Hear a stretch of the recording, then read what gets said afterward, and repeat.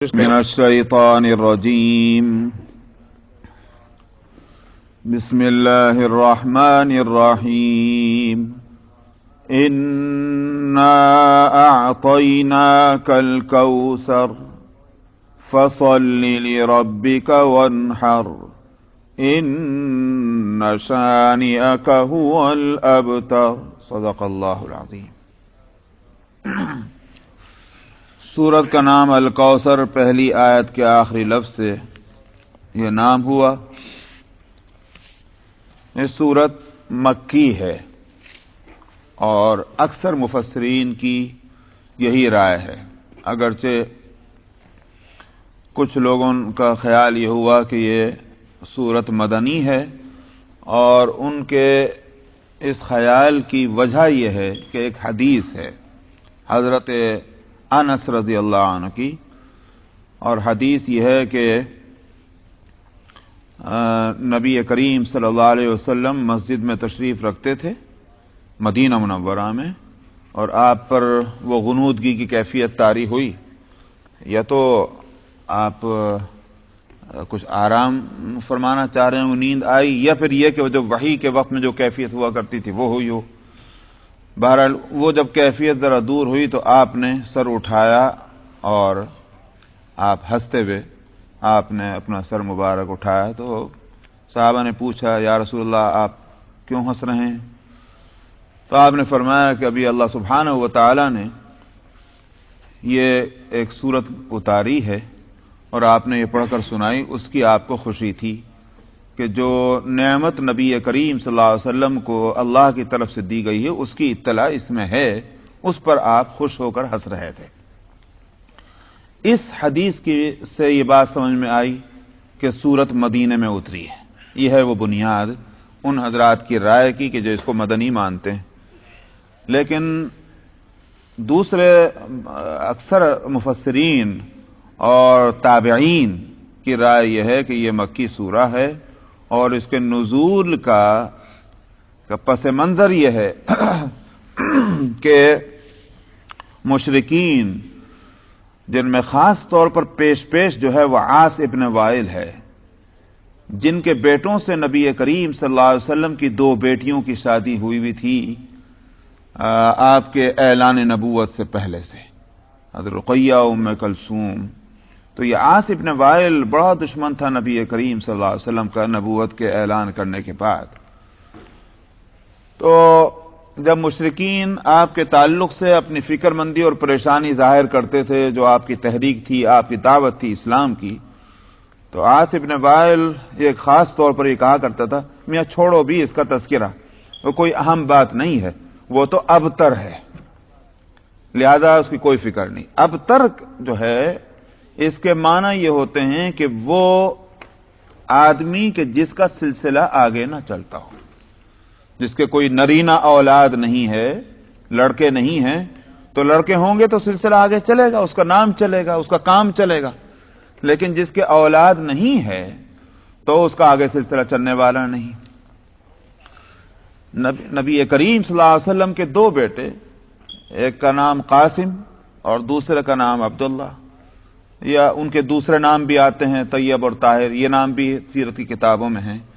تو بہرحال قاسم کا پہلے انتقال ہوا، جب دوسرے بیٹے کا آپ کا انتقال ہوا تو خود آپ کے چچا ابو لہب، حالانکہ آپ کے چچا تھے وہ حقیقی، لیکن دشمنی میں بہت آگے، ابو لہب چلا قریش کی طرف اور خوش ہوتا ہوا کہنے لگا خوشخبری. خوشخبری کہیں کی کہ محمد جو ہے وہ ابتر ہو گئے. یعنی مطلب یہ ہے کہ ایک بیٹا تھا، ایک تو پہلے ہی چلا گیا، دوسرا بچ گیا تھا، وہ بھی چلا گیا، اب ابتر ہو گئے. مطلب یہ کہ سلسلہ بالکل کچھ ان کا چلنے والا نہیں ہے. تو چچا بجائے اس کے کہ جا کر ہمدردی کرتے اور غم کا اظہار کرتے، آخر کو سگے چچا، لیکن خوشیاں اور مبارکبادیاں دے رہے ہیں کہ محمد ابتر ہو گئے. اللہ سبحانہ و تعالی نے اس موقع پر یہ سورت نازل فرمائی. تو یہ ایک طرف تو یوں کہیے کہ ایک تنبیہ ہے دشمنوں کو، اور دوسری طرف نبی کریم صلی اللہ علیہ وسلم کو تسلی ہے. اس طرح کی باتیں جب اپنوں سے، اپنے رشتہ داروں سے تکلیف دہ سامنے آئیں گی تو آدمی کی تکلیف بہت بڑھ جاتی ہے. اپنوں سے تو توقع ہوتی ہے کہ مصیبت کے وقت میں آ کر ڈھارس بندھائیں، تسلی دیں، لیکن اپنے ہی جو ہیں وہ اگر دشمنوں سے بڑھ کر دشمنی کا اظہار کریں تو آدمی کو کتنی تکلیف نہ ہوتی ہوگی۔ تو نبی کریم صلی اللہ علیہ وسلم کو جب ان حالات میں کہ آپ کو تکلیفوں کا سامنا کرنا پڑا، اللہ سبحانہ و تعالی نے تسلی کی کوئی نہ کوئی صورت کی، تو یہ ایک بہت بڑی تسلی ہے، بڑی نعمت کے دیے جانے کی اطلاع ہے۔ فرمایا کہ ہم نے آپ کو دے دی ہے الکوثر۔ الکوثر کیا ہے؟ الکوثر کے عربی میں تو معنی یہ ہیں کہ وہ خیر کثیر جس کے لیے لفظ یعنی اچھی اور بھلی بات، اور وہ اتنی کثیر ہو کہ جتنا اس میں آپ مبالغہ کر سکتے ہو اتنا مبالغہ کر لیں اس بھلائی کے اندر، یہ ہے الکوثر۔ یعنی لفظ آپ بہت زیادہ بھلائی، یہ لفظ بھی ہلکا ہے اس کے لیے، الکوثر کے واسطے۔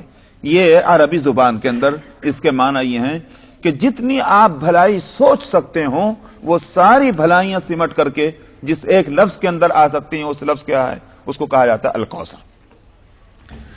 لیکن نبی کریم صلی اللہ علیہ وسلم کی ایک حدیث الکوثر کے تعلق سے یہ ہے کہ آپ نے فرمایا، یہی جو میں نے ابھی انس بن مالک رضی اللہ عنہ کی جو روایت میں نے سنائی ہے، اس میں آپ سے پوچھا گیا یا رسول اللہ الکوثر کیا ہے؟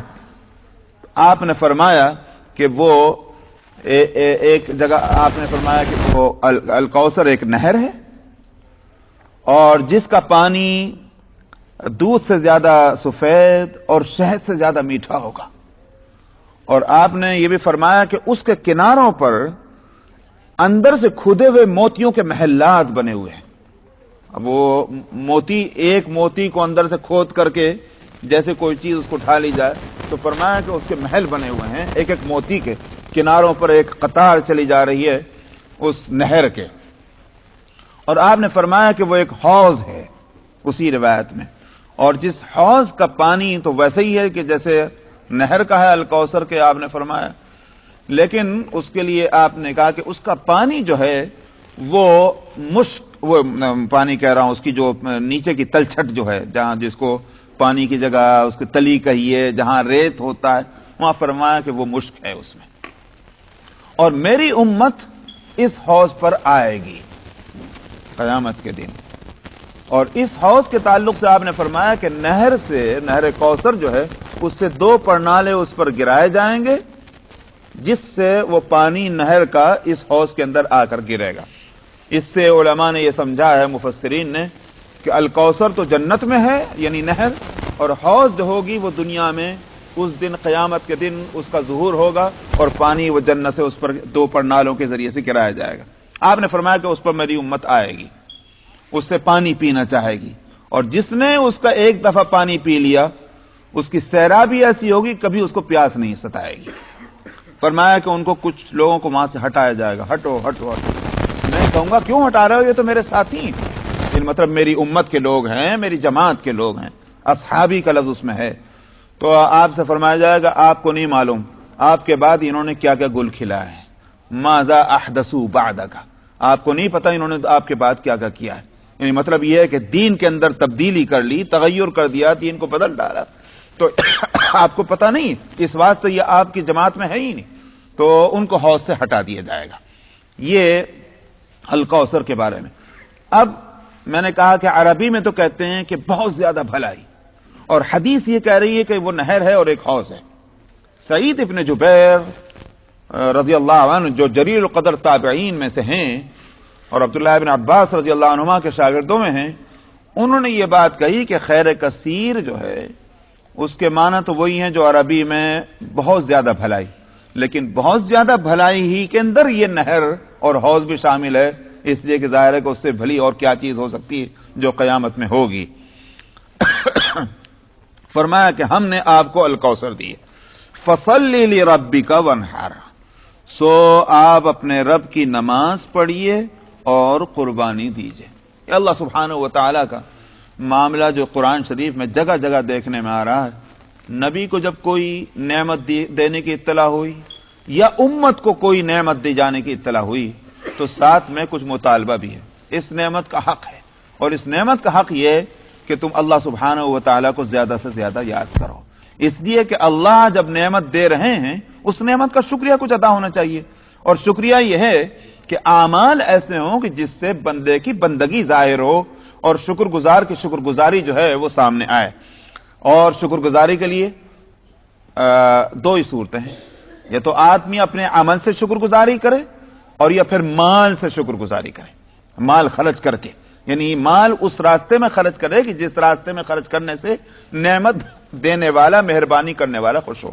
اس لیے دونوں نے صورتوں میں شکر گزاری کی ہدایت ہے کہ آپ قربانی نماز پڑھیے اپنے رب کی اور قربانی دیجیے، قربانی میں مال خرچ ہوتا ہے، اس لیے دونوں صورتیں بتائی گئی۔ نمبر ایک تو یہ، اور نمبر دو جو یہ ہے کہ مشرکین قربانیاں دیا کرتے تھے بتوں کے نام پر، یہاں اللہ سبحانہ و تعالی نے اپنے نام کی قربانی دینے کی اس لیے فرمایا تاکہ مشرکین سے مختلف عمل ہو نمایاں طور پر مسلمانوں کا، کہ وہ بتوں کے واسطے قربانی دیتے ہیں تو مسلمان نبی کریم صلی اللہ علیہ وسلم یہ اللہ سبحانہ و تعالی کے نام سے قربانی دیں۔ اور نحر عربی میں خاص طور پر اونٹ کی قربانی کے لیے بولا جاتا ہے، گائے، بھینس، بکری، بھیڑ، ان کی قربانی کے لیے نحر کا لفظ نہیں بولتے، اس کے لیے ذبح ہے یا ضحیہ ہے، ضاد سے جس کو یوم عید الاضحیٰ جس سے بنا ہے، لیکن نحر اونٹ کی قربانی کو کہتے ہیں۔ چونکہ عرب میں اونٹی کی قربانی ہوتی تھی اس وجہ سے فرمایا ونحر، لیکن اس کے معنی نہیں کہ خالی اونٹ کی قربانی دی جائے اور کسی قربانی مقصود ہے۔ ان شانیک هو الابتر، فرمایا آپ کے دشمن ہی ابتر ہیں۔ وہ جو آپ کے تعلق سے کہتے تھے لوگ کہ محمد تو ابتر ہیں، فرمایا آپ نہیں، آپ کے دشمن ابتر ہیں۔ چنانچہ اللہ سبحانہ و تعالیٰ کے فرمانے کے نتیجے میں نبی کریم صلی اللہ علیہ وسلم کی شان تو یہ ہوئی کہ آپ کی نسبی اولاد وہ بھی قیامت تک کے باقی رکھی گئی۔ آج سادات جن کو کہتے ہیں، وہ چاہے وہ علوی کہلاتے ہوں کہ وہ فاطمی کہلاتے ہوں، لیکن سادات جو ہیں وہ نبی کریم صلی اللہ علیہ وسلم کی اولاد میں ہوئے۔ یہ سلسلہ قیامت تک چل رہا ہے، تو آپ کی نسبی اولاد بھی باقی رکھی گئی اور نسبتی اولاد بھی۔ پوری امت جو ہے اس کے لیے نبی باپ کے درجے میں ہوتا ہے اپنی عظمت کے لحاظ سے۔ میں نے کل پتہ نہیں کیا آیت آئی ہوگی، میں نے کہا تھا کہ جس طرح سے فیملی کے اندر باپ سب سے بڑا ہوتا ہے، اس سے بڑا کوئی فیملی کے اندر نہیں ہوتا، وہی ایک فرد ہے کہ جو مرکز ہے پوری فیملی کا۔ امت کی نسبت سے سب سے زیادہ بڑی شخصیت وہ ہوتی ہے نبی کی، کہ نبی کے برابر بڑا تو کیا اس سے برابر بھی کوئی نہیں ہوا کرتا، تو باپ کا درجہ دیا جا سکتا ہے نبی کو۔ اس لیے امت جو ہے وہ نسبتی اولاد کے درجے میں آ جائے گی، تو نسبی اولاد سادات ہیں، نسبتی اولاد پوری امت ہے۔ اسی واسطے قرآن شریف میں دو جگہ فرمایا ما کان محمد ابا احد من رجالکم ولکن رسول اللہ وخاتم النبیین، کہ محمد صلی اللہ علیہ وسلم تمہارے مردوں میں سے تو کسی کے باپ نہیں، مگر یہ مت سمجھنا کہ مردوں میں سے کسی کے باپ نہیں تو یہ ابتر ہیں، ان کا سلسلہ نہیں چلے گا، یہ تو رسول اللہ ہیں اور خاتم النبیین۔ دو لفظ اس واسطے لائے کہ رسول اللہ ہونے کی حیثیت سے تو ایک امت جو ہے وہ نسبتی اولاد ہے، لہذا یہ نسبتی باپ ہوئے، سلسلہ چلانے کے لیے اتباع کافی۔ پھر یہ کہ یہ تو ہر رسول کے ساتھ یہ بات ہے، محمد صلی اللہ علیہ وسلم کی خصوصیت یہ ہے کہ وہ اللہ کے رسول ہی نہیں، خاتم النبیین ہے۔ کیا مطلب؟ اب آپ کے بعد تو کوئی نبی آنے والا نہیں، تو جب تک کہ یہ دنیا بستی ہے اور بسے گی اس وقت تک ساری دنیا کے انسان ان کی نسبتی اولاد قرار پائیں گے، تو یہ لہذا یہ ابتر نہیں ہے اور ان کا سلسلہ ختم ہونے والا نہیں ہے۔ دشمنوں کا کیا ہوا؟ دشمنوں کو یہ ہے کہ ابو لہب، ابو جہل، سو فلاں فلاں فلاں فلاں، ان کے نام بھی اگر آج لوگوں کو معلوم ہے تو قرآن کی وجہ سے، سیرت کی وجہ سے، احادیث کی وجہ سے، ورنہ تو لوگوں کو نام بھی معلوم نہ ہوتے ہیں۔ اب کوئی کسی پوچھئے کہ بھئی ابو لہب کا خاندان کہاں ہے؟ کہیں نہیں ہے۔ بھئی ابو جہل کے خاندان کہاں گیا؟ کہیں نہیں ہے۔ تو جو مقابلے میں تھے، جن کو اپنے فیملی اور خاندان کے بڑے اور وسیع ہونے پر ناز تھا، ان کا سب کا نام و نشان مٹ گیا، اور نبی کریم صلی اللہ علیہ وسلم جن کو دشمن کہہ رہے تھے کہ یہ ابتر ہیں، بے نشان ہو جائیں گے، ان کا نشان اور نام اب تک چلا رہا اور قیامت تک چلے گا انشاءاللہ۔ اس لیے فرمایا ان نشانیہ کا ولبتر، آپ کے دشمن ہی جو ہیں وہ بے نام و نشان ہونے والے ہیں۔